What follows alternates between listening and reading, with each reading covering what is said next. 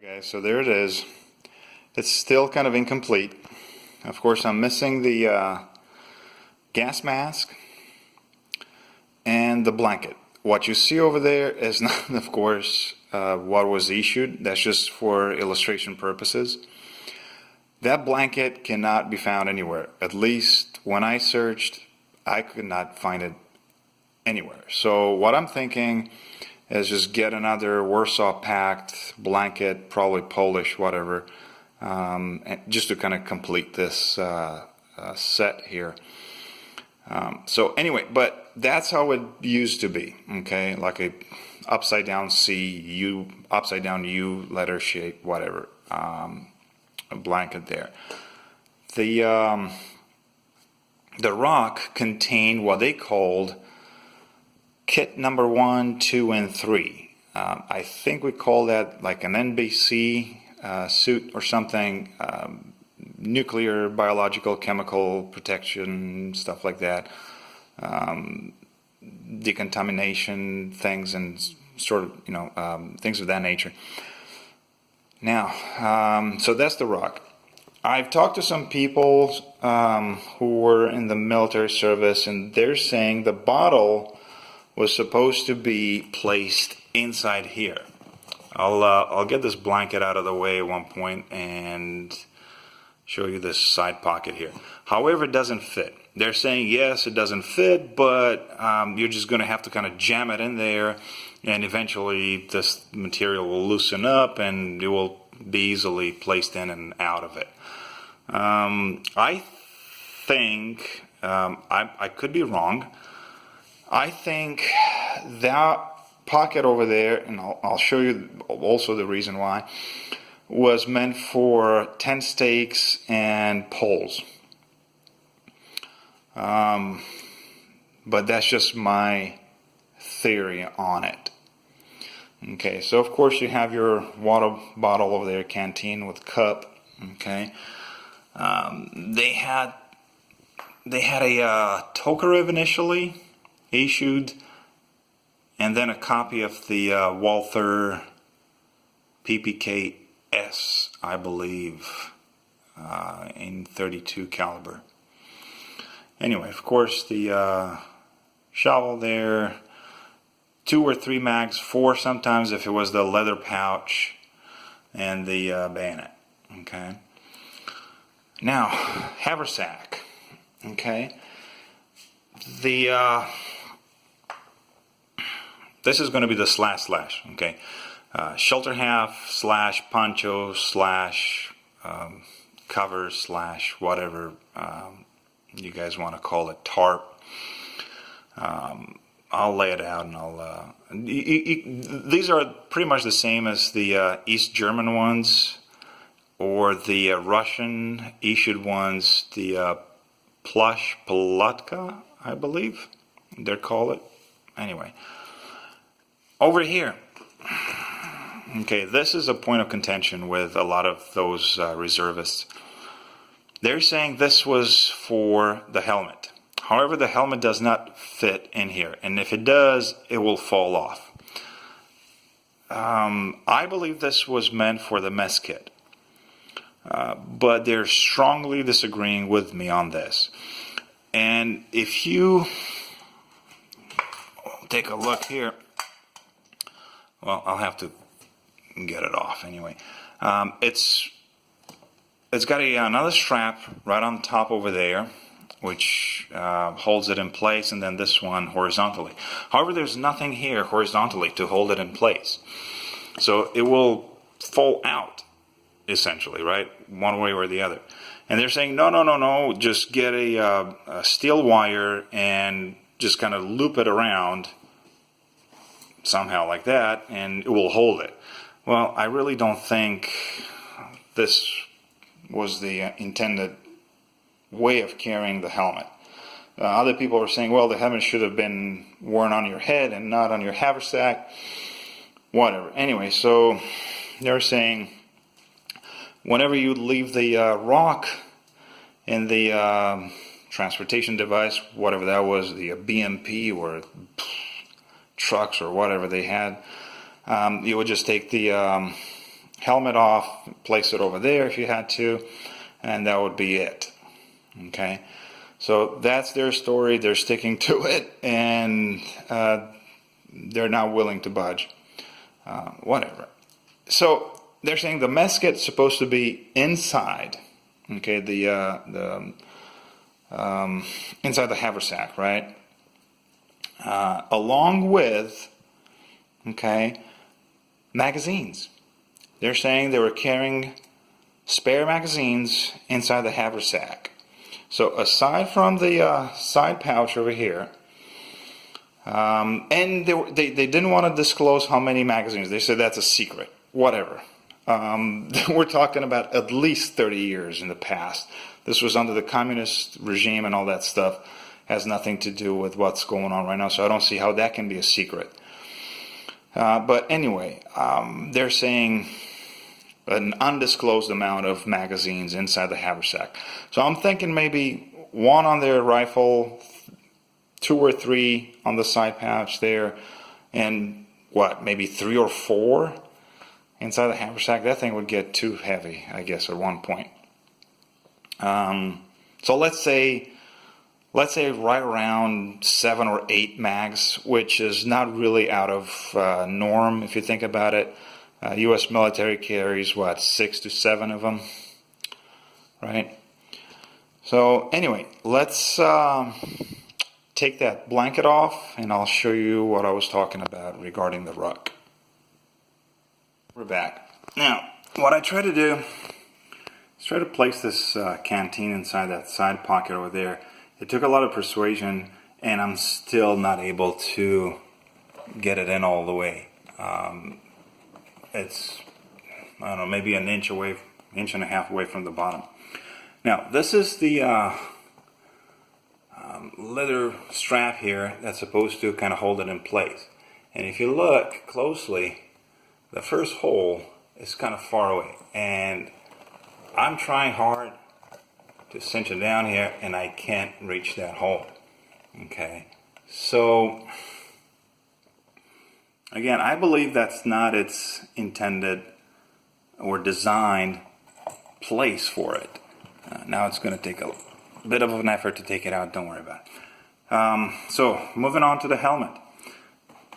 This is how you strap it here on top, right? It's got a little slit over there where the belt goes through, so it's secured on this end. On the bottom, okay,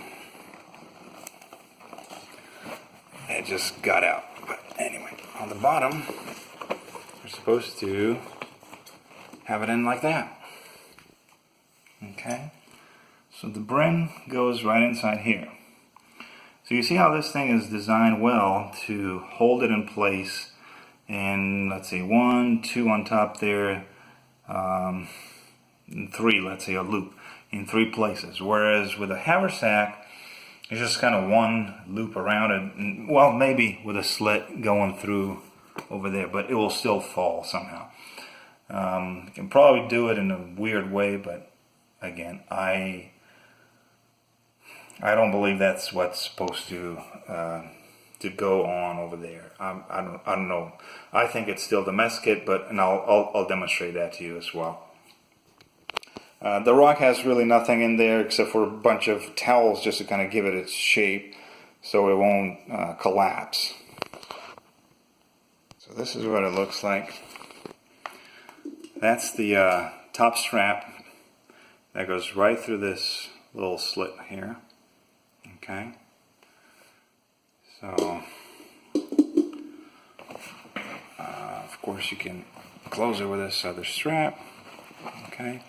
Now, this is the little belt that would somehow, maybe, I don't know, go around the, or if I can just maybe place it right in between its own belt and the cup, it would probably hold it in place in some sort of weird way. I don't know. But again, I think this was meant here for something else. But I don't know that for sure. Too exciting when you take the top cover off. That's about it there. The straps, of course, they would have these D-rings right here, and somehow, and some hooks on the bottom. Okay, like that. And this secondary strap would attach to the belt, so you would stabilize it, I guess, somehow. No cross chest straps or anything like that. That I don't think they ever thought about it. So it's just these guys that would come to the front and attach to the belt. Alright, moving on to the haversack. So let's see how they want the helmet to be strapped to the haversack. Alright, so in my opinion, there's just no way this thing can be stable over there. You see it's crooked. Okay, this thing will just, yeah, okay. Maybe if you drill another hole in here, maybe right about there, you'd be able to strap it on the sagittal, more midline over here of the helmet, just going from the back to the front. But even so, it would still be very unstable, unless you use their method, what they say they use anyway, the steel wire. Or I'm guessing you could get one of these straps over here, or the longer ones, the one on the front maybe, this guy, and loop it around here through the back of this one and kind of go around this way, and that way you can stabilize it. That would be something. Okay, so here's what I did. I actually swapped those belts out. I took the one from the Ruck, which seemed to be just slightly longer, and I'm using it in this direction right here. However, it's still kind of short, so you probably have to drill a hole maybe right about there, very close to the tip. Okay, and I looped the other one, of course, around, and now that would stabilize. I would see that as a way of carrying it, not with some crazy improv material, like they said they used to. But I guess, I don't know, they were responsible for not cannibalizing their equipment, I guess. Or somebody would just yell at them. I don't know. I just don't know. Anyway, so that's how it looks like. I think that would work. That would work a whole lot better with just kind of drilling one little hole over here and just closing that belt that way. So let's take a look at what I think, of course, anyway, how it's supposed to be, used, the intended use for the haversack with that strap, what it looks like. Another quick point I want to make here: there's a D-ring inside once you open up the flap over there. Okay, where you can probably just attach this water bottle, the canteen, right? I'm sure somebody's gonna say that I'm wrong again, and it's not how it was supposed to be worn on the soldiers. But not sure what that D-ring is there for. Because when you close this, you secure it with these two straps, which go, of course, in the buckles over here on the side, and got nothing to do with that one over there. So yeah, I'm probably doing something wrong by attaching it to the D-ring. And it's got another strap over here to kind of hold things secure, but it's got its own buckle, so it's got nothing to do with that D-ring. Okay, So, now, let's move on here to the front of the haversack. Okay, so this is what I suppose it goes on there. In my opinion, it fits perfectly. Okay, let's show what's going on here. Okay, it goes right through this loop right here. So I don't see why now it's empty, it won't stand up by itself. So anyway. Alright, so I cleaned up the area a little bit. So as I was saying, to me it makes a little bit more sense to have the mess kit here. And of course you can have a whole lot more room on the inside. So this thing is, pretty big.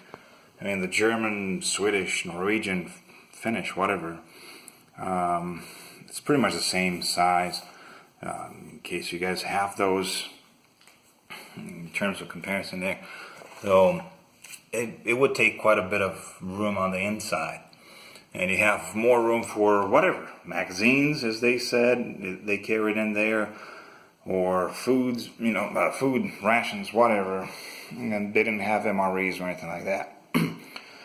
They would have a field kitchen, I guess, and provide them with warm meals, and they put them inside the mess kit over there. Oh, one more thing. They didn't have utensils. There were no issued utensils, at least until, I guess, late 80s, they were saying. So you have to get your own utensils. Fork, spoon, knife, whatever. I don't think they ever needed any kind of can openers, because they wouldn't have any kind of canned food, because they had no means of warming it up or cooking it. They were never issued any kind of, one of those Trangia type spirit burners or Espit, pills or whatever. Nothing like that. The again, field kitchen would take care of the meals for them. So anyway, I hope I provided you with some historical knowledge over there, some information. Hope you guys share, like, subscribe, comment below. And if you have any questions, please ask me. I'll try to get the correct answers from those guys that served in the military back then. Again, they have their ways. A little bit stuck with their ideas, not really open to, implementing some, or accepting rather, that other militaries around the world, use their pretty much the same issued devices in a different way. So I guess that's how they learned to use them, that's how they used it, and that's what it is. Anyway, thanks for watching again. I hope to see you soon in another video.